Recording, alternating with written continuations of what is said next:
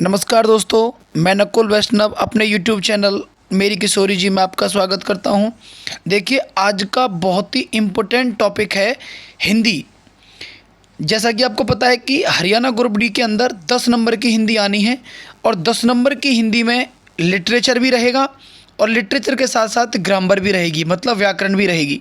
तो देखिए, अभी ग्रुप सी का जो एग्ज़ाम हुआ था ग्रुप 56 और 57 के लिए CET मेंस का, उसमें क्वेश्चन आए थे 5। तो जिस बुक से आपको मैं करवा रहा हूँ उसमें एक एक सारे क्वेश्चन दे रखे थे। तो आज बहुत ही इंपॉर्टेंट सेशन है लिटरेचर का। इसमें भी वो क्वेश्चन दे रखे हैं जो पेपर में पूछे गए थे। तो एक तो ये कि आप इनको या तो साथ के साथ लिख लें या फिर इनका स्क्रीनशॉट ले लीजिएगा। बहुत ही इंपॉर्टेंट सेशन रहने वाला है। जो भी व्यूअर्स नए हैं इस चैनल पर, वो प्लीज़ चैनल को सब्सक्राइब कर लें। देखिए, जितनी भी लिटरेचर है इस हिंदी की, 10 नंबर की हिंदी में जो भी कुछ आना है वो सारा कुछ मैं आपको यहाँ करवाने वाला हूँ। लिटरेचर तो पूरा करवाऊँगा। तो चैनल के साथ जुड़े रहें और भी अपने व्हाट्सएप ग्रुप में इसको शेयर कर दें ताकि और भी बच्चों के साथ में ये पहुँच जाए। तो चलिए अपना सेशन स्टार्ट करते हैं। हिंदी का आज लिटरेचर पार्ट फर्स्ट है। देखिए, मैं आपको बता भी दूंगा कौन कौन से क्वेश्चन इसमें पूछे गए थे। एक तो चलिए यही क्वेश्चन बता देता हूं मैं आपको। ये क्वेश्चन दे रखा है, महावीर प्रसाद द्विवेदी सरस्वती के संपादक कब नियुक्त हुए थे। तो ये वो क्वेश्चन है जो CET मेंस में पूछा गया था ग्रुप 56 के लिए। चलिए, ऐसे बहुत सारे क्वेश्चन हैं जो आपको पेपर में देखने को मिल सकते हैं आपके ग्रुप डी के एग्ज़ाम के लिए। तो अपना सेशन स्टार्ट करते हैं पहले क्वेश्चन से। तो क्वेश्चन नंबर फर्स्ट पढ़ते हैं। क्वेश्चन नंबर पहला है, सरस्वती पत्रिका का प्रकाशन आरंभ हुआ कौन से सन में। तो ये हुआ था सन 1900 में। अगला क्वेश्चन देखिए, इंडियन प्रेस की स्थापना कब हुई थी। तो 1884 में। उसके बाद सरस्वती पत्रिका के संपादक रहे कौन कौन रहे। श्याम सुंदर दास रहे, उसके बाद महावीर प्रसाद द्विवेदी और उसके बाद में श्री नारायण चतुर्वेदी। उसके बाद अगला क्वेश्चन देखिए। अगला क्वेश्चन है, अगला क्वेश्चन, सरस्वती पत्रिका के संपादक थे कौन थे। तो महावीर प्रसाद द्विवेदी। उसके बाद महावीर प्रसाद द्विवेदी सरस्वती के संपादक कब नियुक्त हुए, अभी बताया था। ये ग्रुप सी के लिए जो एग्ज़ाम हुआ था उसमें आया हुआ था 1903 में। उसके बाद अगला क्वेश्चन देखिएगा। अगला क्वेश्चन है, महावीर प्रसाद द्विवेदी ने सरस्वती के संपादन का उत्तराधिकार अपने पश्चात किसे सौंपा था। तो देखिए, उसका आंसर है पद्मलाल पुन्नालाल बख्शी, ये नाम है। ये 1921 से 1925 तक, बहुत ही इंपॉर्टेंट लाइन है, ध्यान रखिएगा। उसके बाद इसके पश्चात पंडित गौरी दत्त शुक्ल को 1926 में इसके संपादक बने। तो उसके बाद अगला क्वेश्चन देखिए, रामधारी सिंह दिनकर की रचना कौन कौन सी हैं। बहुत ही इंपॉर्टेंट है, उर्वशी, रेणुका और रश्मिरथी। इन तीनों रचनाओं को आप याद कर लीजिए। इनके जो रचनाकार हैं वो रामधारी सिंह दिनकर हैं। उसके बाद अगला क्वेश्चन देखिए, भक्तमाल के रचनाकार कौन है। तो नाभादास। ये भी बहुत इंपॉर्टेंट क्वेश्चन है क्योंकि लिटरेचर के तो सारे क्वेश्चन इंपॉर्टेंट हैं, कहीं से कुछ भी पूछा सकता है। तो चलिए अगला क्वेश्चन देखिए। अगला क्वेश्चन है, हिंदी का प्रथम मौलिक उपन्यास किसे माना जाता है। बहुत ही इंपॉर्टेंट क्वेश्चन, समझिएगा। हिंदी का प्रथम मौलिक उपन्यास तो किसे माना जाता है, परीक्षा गुरु को। उसके बाद अगला क्वेश्चन देखिए, सामयिक वार्ता पत्रिका के संपादक कौन है। तो किशन पटनायक। उसके बाद अगला क्वेश्चन देखिए, वर्तमान में संपादक हैं अफलातून, प्रकाशन स्थल दिल्ली। उसके बाद अगला क्वेश्चन देखिए, तद्भव पत्रिका कहाँ से प्रकाशित होती है। तो ये लखनऊ से होती है और वर्तमान संपादक कौन है, अखिलेश। उसके बाद अगला क्वेश्चन देखिए, धर्मयुग पत्रिका के यशस्वी संपादक थे धर्मवीर भारती। कौन थे, धर्मवीर भारती। उसके बाद अगला क्वेश्चन देखिए, नेक्स्ट क्वेश्चन,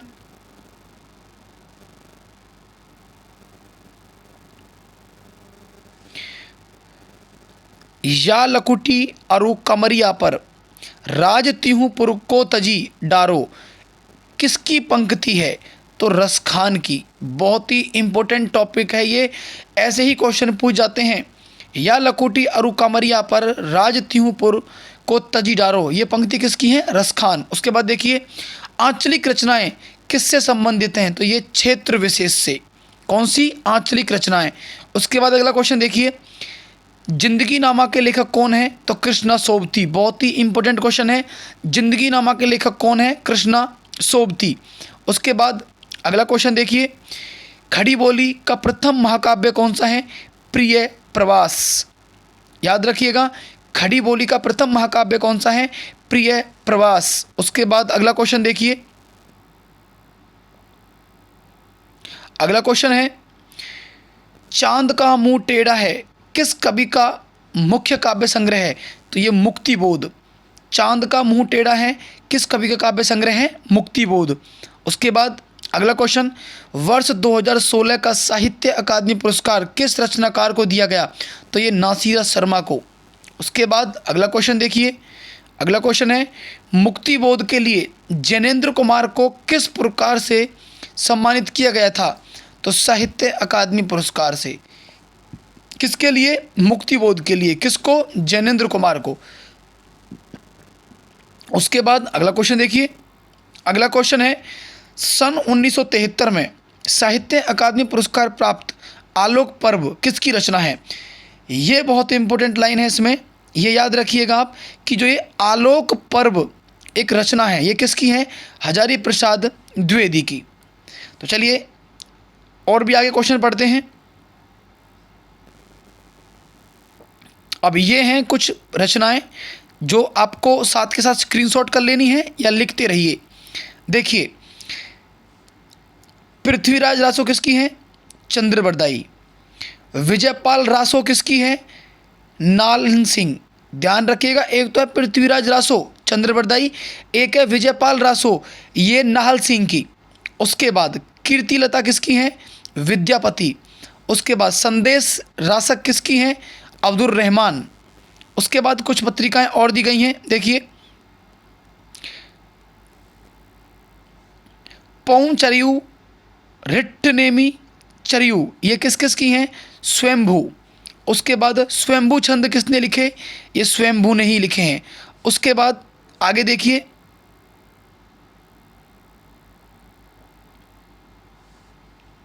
अगली रचना देखिए, ये लिखा हुआ है भविष्यक कहा, ये किसने लिखी है? धनपाल ने। उसके बाद भरतेश्वर बाहुबली रास, ये किसने लिखी है? ये सालीभद्र सूरी ने लिखी है। उसके बाद रेवंगतिरी रास, ये विजय सेन सूरी ने लिखी है। उसके बाद श्रावकाचार लिखी है देवसेन ने। उसके बाद स्थूलीभद्र रास, ये जिन धर्मसूरी ने। उसके बाद में प्राकृत पेंगलम, ये लक्ष्मण धर ने लिखी हैं। उसके बाद आगे देखिए,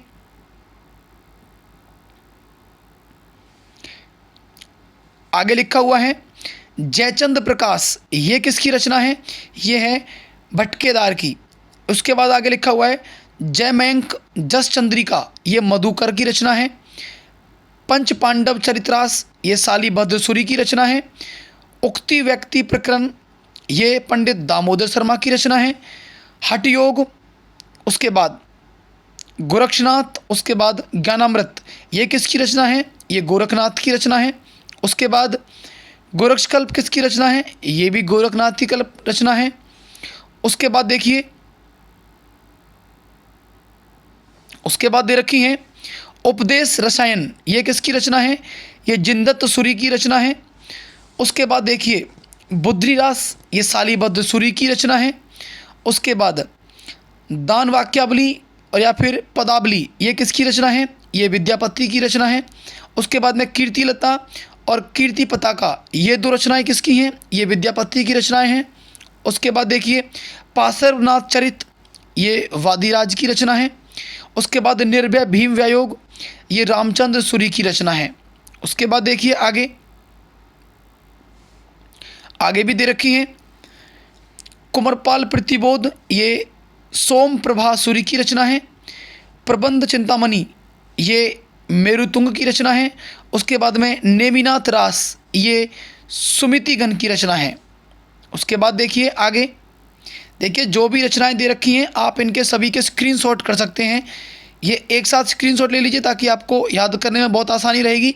उसके बाद देखिए आगे, आदिकाल वीर गाथा की रचनाएं। देखिए इसमें भी एक रचना पूछी गई थी। मैं बता दूंगा कि अभी जो ग्रुप सी का मेंस हुआ था उसमें इसमें से भी दी हुई है।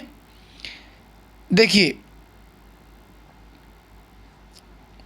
इसमें दोहा कोश या चर्या गीत ये किसकी रचना है? ये सरहपा की रचना है। उसके बाद चर्यापद किसकी रचना है? ये सवरपा की रचना है। उसके बाद कन्हैपाद गीतिका या फिर अलग से दोहकोश ये किसकी रचना है? ये भी कन्हपा की रचना है। उसके बाद में नाथ शब्दी पद प्रांसांकली ये गोरखनाथ की रचना है। उसके बाद में श्रावकाचार देवसेन की रचना है। उसके बाद देखिए योगचर्या ये डोम्बिपा की रचना है। उसके बाद देखिए चंदवाला रास जो रचना है ये अशोक की रचना है। उसके बाद देखिए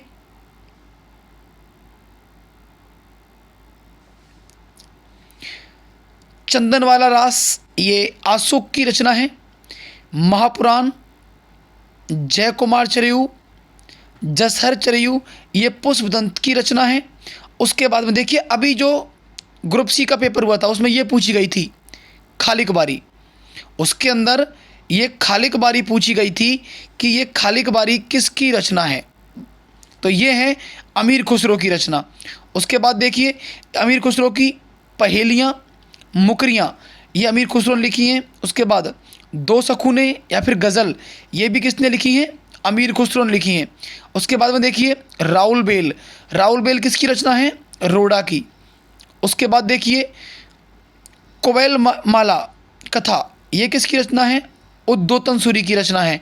उसके बाद देखिए जीव दया रास ये है अशोक की रचना है। जीव दया रास किसकी रचना है? अशोक की। उसके बाद देखिए आगे दे रखी है खुमान रासो ये किसकी रचना है? ये दलपति विजय की रचना है। उसके बाद देखिए विसलदेव रासो ये नरपति नाहल की रचना है। उसके बाद देखिए हम्मीर रासो किसकी रचना है?